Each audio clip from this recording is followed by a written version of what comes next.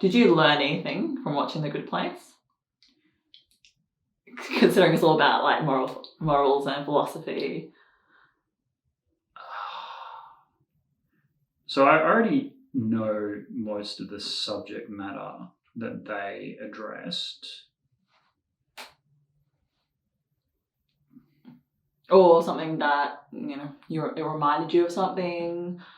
I liked when Michael put Chitty in the trolley problem, like, because I was kind of like falling asleep with the trolley stuff because it's old hat, but it was like when they put him in there, it's like, okay, we get to see what's going to happen with you riding down the road, and you get to choose about hitting someone and putting someone physically in the position.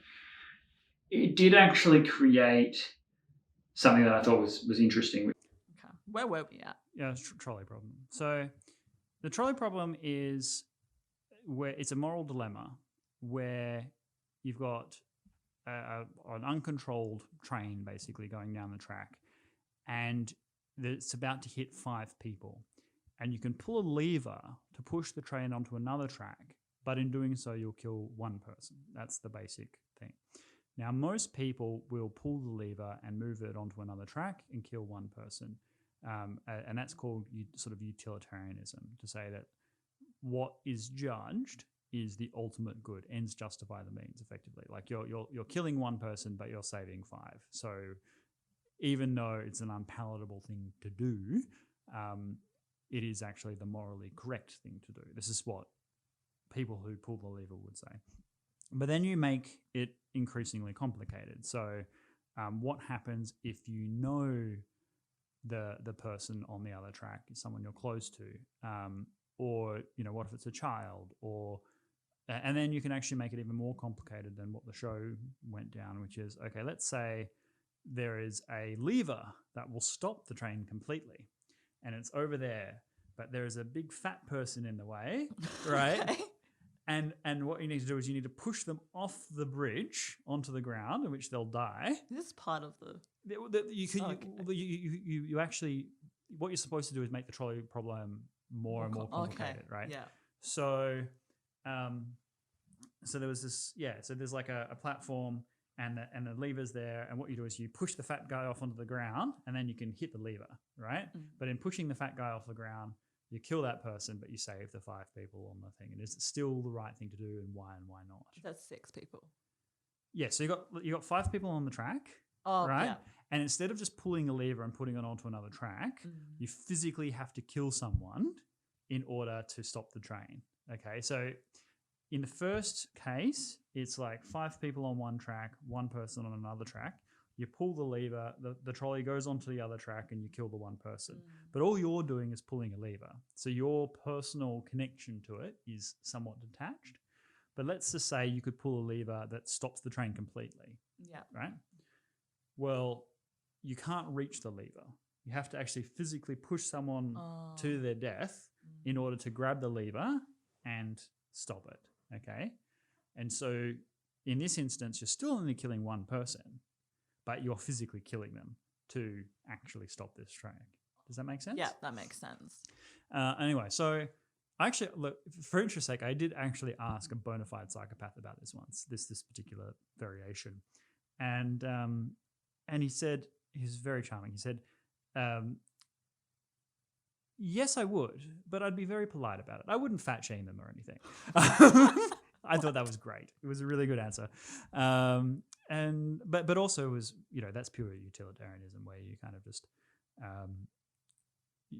you make ends justify the means.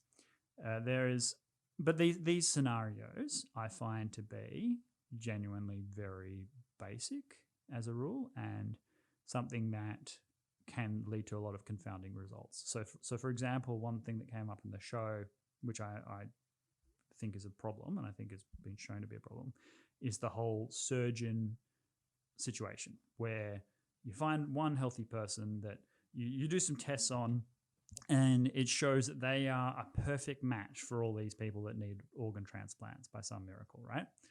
Do you kill that one person to harvest their organs and transplant them into all these other patients, saving potentially 10 people? and the show kind of touches on that, discusses it, but doesn't really explore it very much. And the problem is that like it's used to test for things like psychopathy, to see like, okay, how utilitarian are you? How much are you willing to get your hands dirty in order to do quote unquote utilitarian good, right? I.e., killing an innocent person for their organs, right?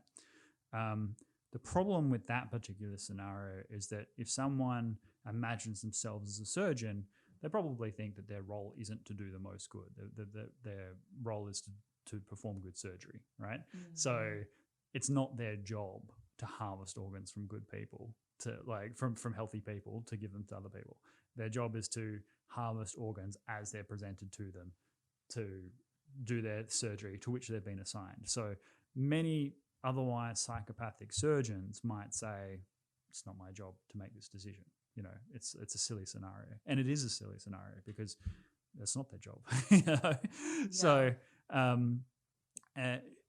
you're not, it's just not a good case. A much better example where you could apply this is when you align a morally utilitarian decision to an individual role, right? So a significant one would be, let's say, for example, you're a military commander, right? And you have, and you're about to have a major battle, and you kind of think you're going to win the battle. You sort of, if you were to lay a bet, but there's going to be a lot of death on both sides. It's going to be a very violent, very horrible struggle. And what you want to do is convince your enemy that you're about to do something else, because that will take them by surprise, and it'll mean this battle gets won a lot more easily with far fewer casualties. Right? With me so far? Yeah.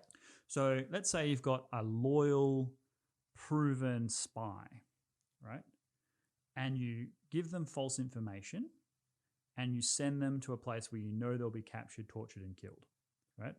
And in the process of being tortured and being a trusted spy, so they know, like the enemy knows that you that this person is a loyal soldier, they divulge information that, because of the nature of its extraction, persuades the adversary that it's true.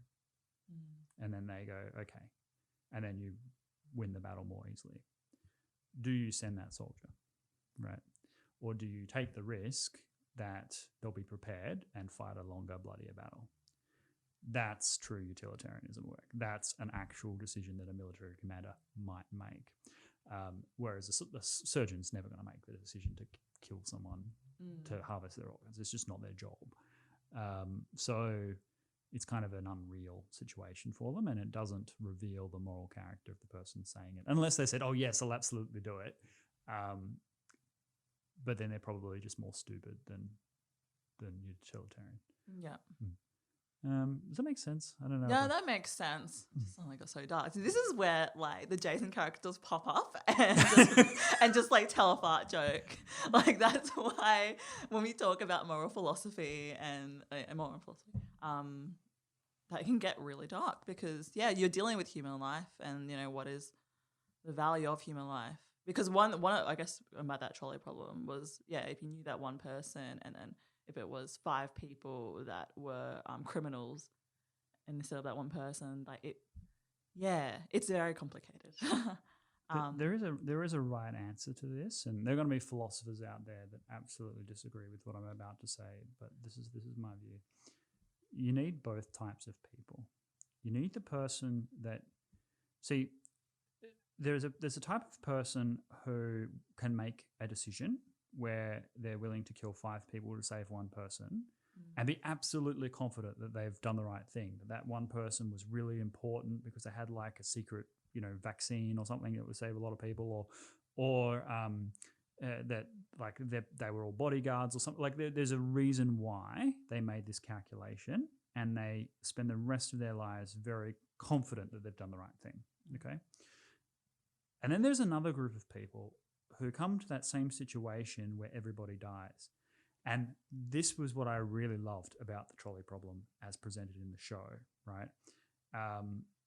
Because there are people out there who could just not make a decision about who lives and dies like that, who are incapable of bringing themselves to make that choice.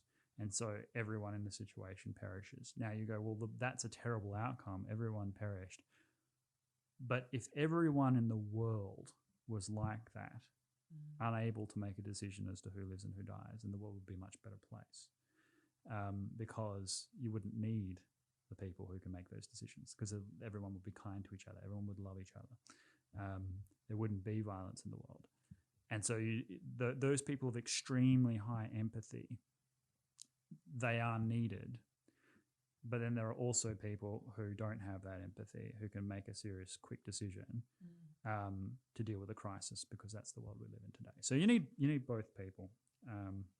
And I liked the fact that The Good Place addressed that subject, to be like, okay, you can sit here on a piece of paper and decide what you're going to do, but throw you in a situation, are you actually going to make that call? And in Chidi's case, he was unable to make a decision. In one way, like, the show kind of cheated a little bit, because it made the decision for him. Like, Michael put him on the track and be like, oh, by the way, this time you're going to kill someone that you know, right? So it like, the decision had been made, but still, it was interesting to say, look, we have different types of people in that situation. Yeah. And what do you think about them touching on, I guess, Tahani as a character?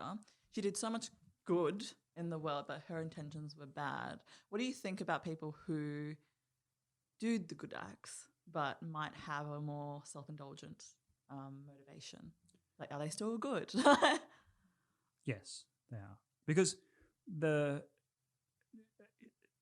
you have to think about it in the reverse as well.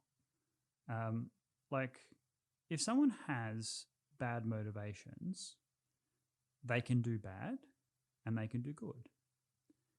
And let's say you are on the road and someone cuts you off and you really just want to run them off the road, right? Well, if you chose to do that, you would be doing a bad act. If you choose not to do that, even if you really want to do it, okay, then that's actually a sign that you're a good person, because putting aside the consequences, the legal and so on, like, let's say there weren't any consequences, your ability to restrain those urges is actually a sign of, in my opinion, being a good person. So you don't need to have good thoughts to be a good person. You just need good acts. And whatever motivated Tahani to do all the good things that she did, they made her a good person. What the problem was, this is a problem with the show's philosophy, I think. What the problem was is it didn't make her a happy person. Like, she wasn't fulfilled, because she felt like she was living a lie. She felt like she was just a screen of herself. She didn't understand her root drives and motivations for things. And if she did, she would have been able to have a healthier balance and more meaningful relationships with people, and more insecurity and more personal connectedness. And the fact that she was driven to do all of these acts out of competition with her sister, what was really happening was, it wasn't her malice towards her sister or her parents that was doing it. It was her shame of not being good enough. And if that's the motivation, then you are going to be damaged as a person. So again, a flaw with the show. The show made it out to be, because your motivations weren't pure, you were not a good enough person. No, that's not right. If you do good things, you're a good person. It's if you are doing things for reasons other than the desire to do them, then there's probably something wrong that you need to address. And it's not about whether you're good or bad. It's about whether you're damaged or healthy. Yeah, it's an interesting one.